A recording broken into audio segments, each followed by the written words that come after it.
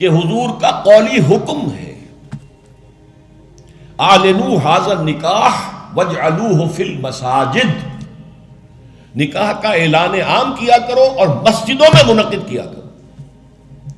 یہ جامع ترمذی شریف کی روایت ہے، اگرچہ ٹھیک ہے علماء کا کہنا یہ ہے کہ یہاں جو وجعلوہ جو فعل امر ہے یہ وجوب کے لیے نہیں ہے، استحباب کے لیے ہے، لازم نہیں ہے۔ امر دونوں طرح کا ہوتا ہے، مستحب ہے، بہتر ہے۔ تو سوال یہ کہ بہتر کو کیوں چھوڑیں؟ جس کو محمد رسول اللہ نے بہتر قرار دیا ہو اسے کیوں چھوڑیں؟ کس دلیل سے چھوڑیں؟ ہمیں لازماً اختیار کرنا چاہیے۔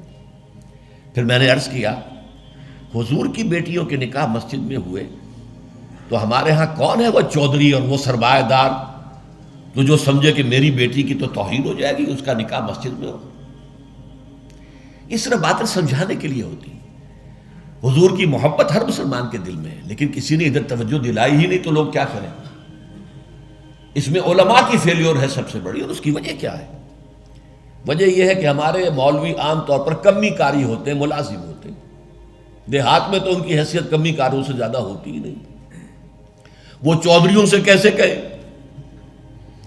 عام شہروں میں بھی مساجد کی جو مینیجنگ کمیٹیز ہوتی ہیں وہ تو سرمایہ داروں پر، لوگوں پر، اونچے لوگوں پر ملتوی ہوتی ہیں، ان سے کیسے کہیں؟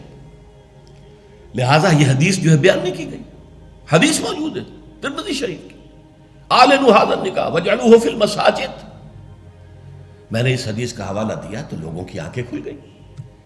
جب کہا دیکھو اگر فاطمہ الزہرا رضی اللہ تعالی عنہا کا نکاح مسجد میں ہو سکتا ہے تو کس کی بیٹی زیادہ عزت والی ہے حضرت فاطمہ الزہرا رضی اللہ تعالی۔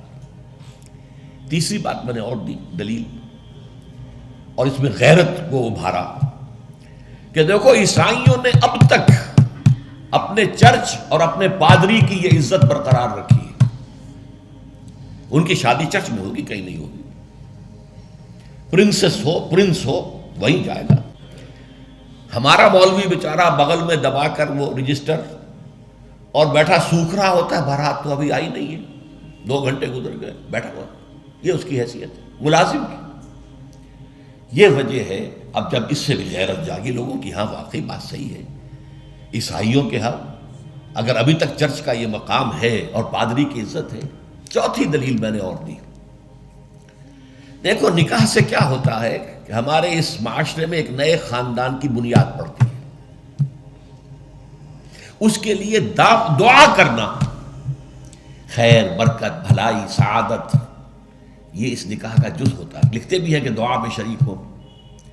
اب ظاہر بات ہے کہ دعا کا ماحول آپ نے باہر جو ہے بڑے قالین بچھا لیے قیمتی، اور ان پر قیمتی صوفے رکھ لیے اور بڑے سنہری قسم کے شامیانے لگا لیے، لیکن وہاں پر ماحول کیا ہوتا ہے؟ سگریٹیں پی رہے ہیں، دھواں سگریٹوں کا، قہقہے لگ رہے ہیں، غیبتیں ہو رہی ہیں، اور یہ کہ کوئی بھانڈ آ گئے ہیں، فحش گوئی کر رہے ہیں۔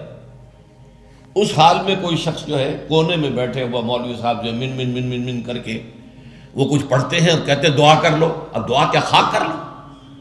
دعا کے لیے ماحول ہوتا ہے، دل کی آمادگی ہوتی ہے، ذہنی اور نفسیاتی تیاری ہوتی ہے، تب دعا ہوتی ہے۔